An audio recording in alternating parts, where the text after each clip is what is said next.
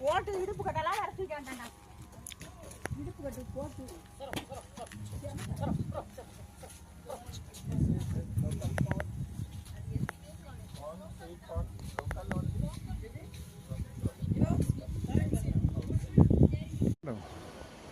കുണ്ടല ഗ്രാമം ഡാമാണ്. കുണ്ടല ഗ്രാമല്ല, കുണ്ടല ഡാമാണ് അല്ലേ.